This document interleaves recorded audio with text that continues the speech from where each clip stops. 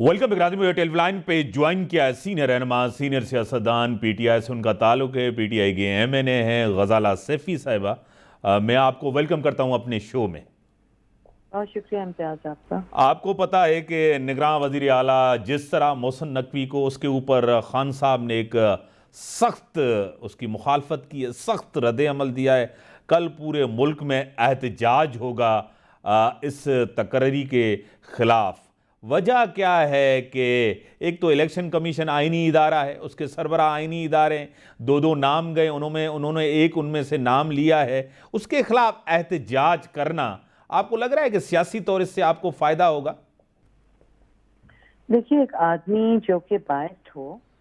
जो कि पीएमएल-एन का बंदा हो,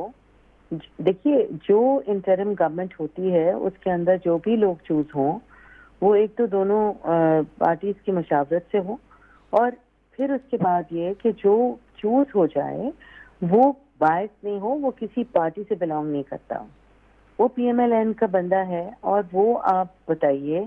कि वो कैसे फैसले करेगा कि जो पाकिस्तान तहरीक इंसाफ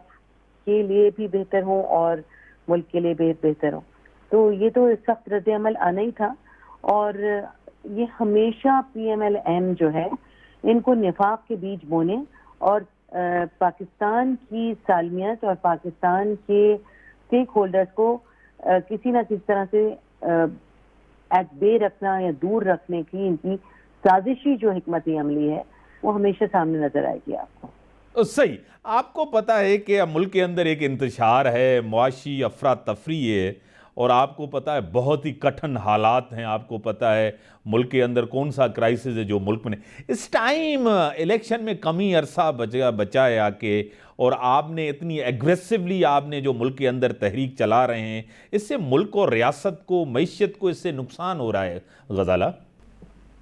देखिए मुझे बताइए कि जो ये वादे करके झूठे आए, और इन्होंने एक ऐसी हुकूमत जो कि 22 साल की जिद्दोजहद के बाद बनी थी,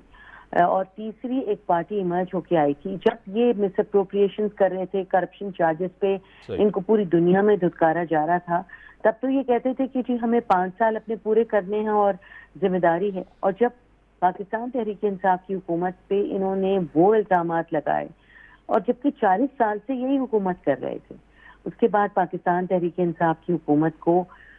बकौल इनके कि technically it was a techni constitutional impact जो उन्होंने डालने की कोशिश की। चलो फिर उसके बाद इकोनॉमिकली आपको साउंड करना चाहिए था मुल्क को। जो आपके पास फॉर्मूला थे, जो आपके पास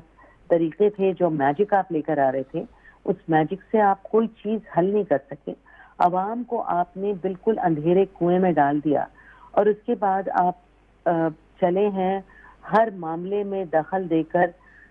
सिर्फ इसलिए कि ये हुकूमत की जो मुद्दत है इसको लंबा करने के लिए, और अपने तमाम केसेस से, राव अनवार का केस से उसको रिहा कर दिया गया। मतलब आप ये देखिए कि जो चीजें भी माशरे की बुराइयों की जड़ हैं, और जहां जहां भी सिक्योरिटी हो, कोई और चीज हो जो तकलीफ पहुंचाती है मुल्क के अवाम को, उसको बजाय इसके कि हल किया जाए, ये सब अपने केसेस से बहाल हो रहे हैं। और कल कहने को ये कहेंगे जी हम पे झूठे केसेस लगाए गए और हम तो बच गए उन केसेस से क्योंकि वो झूठे थे। तो इसमें देखिए मीडिया का भी एक अहम किरदार है, इसमें जुडिशरी का अहम किरदार है, इसमें इलेक्शन कमीशन का भी एक अहम किरदार है, और इसमें तमाम स्टेक होल्डर्स जिसमें हुकूमत भी शामिल है उसका अहम किरदार है। जहां वो एक तरफ पाकिस्तान के अवाम की बात करते हैं, वहां उनसे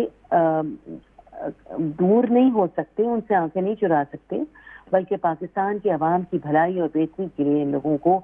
बेहतर इक़दाम करके। अब आज देखिए, आज का पावर जो शट डाउन हुआ है उसमें जो इलाके हैं हमारे शुमाली इलाके और बलूचिस्तान, वहाँ कितना ज्यादा इम्पैक्ट हुआ होगा हम रियलाइज भी नहीं कर सकते। वहाँ के लोगों से आप पूछिए कि इस वक्त क्या हाल है उसका। सही। आपको पता है कि कराची के अंदर बल्दियाती इलेक्शन,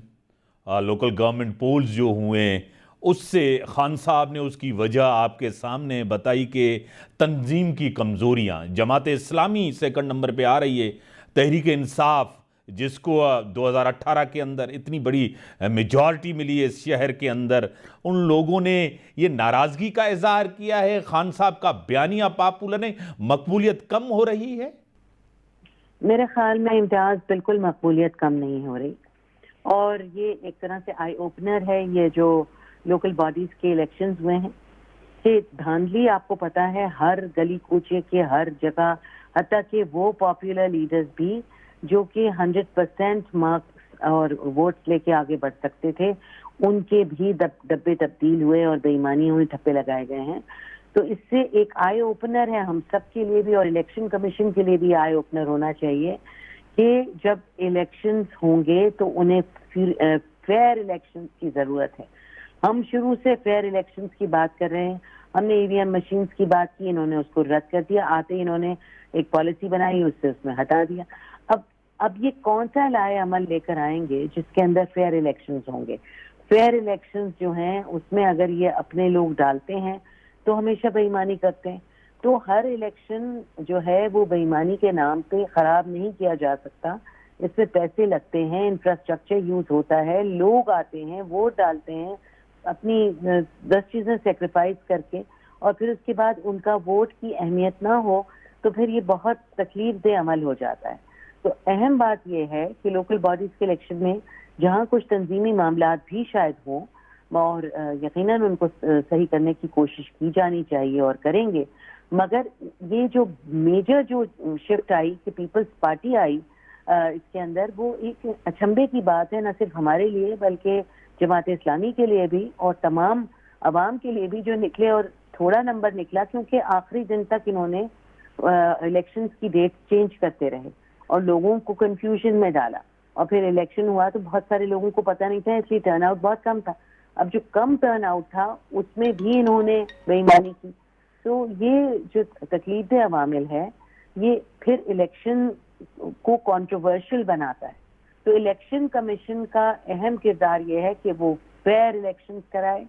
اور پارٹیزن نہیں ہو کسی کے ساتھ، ان بائسڈ ہو، اور تبھی لوگوں کا جو مینڈیٹ ہے وہ نکل کے سامنے آئے گا، اور انشاءاللہ اور جو ہچز اینڈ گلچز تھیں اس الیکشنز کے اندر وہ میجر الیکشنز میں نہیں ہوں گی، کیونکہ عوام عمران خان کو ہی ووٹ دینا چاہتے ہیں۔ آپ کوئی لٹمس ٹیسٹ کر لیجئے، آپ کو یہی پتہ چلے گا کہ لوگ صرف عمران خان کے ساتھ ہیں۔ بڑی مہربانی غزالہ سیفی صاحبہ، M N A P T I, ان کا موقف، ان کی پارٹی کا موقف آپ کے سامنے۔ بریک جو ٹائم تھا، بریک ہم بتا چکے۔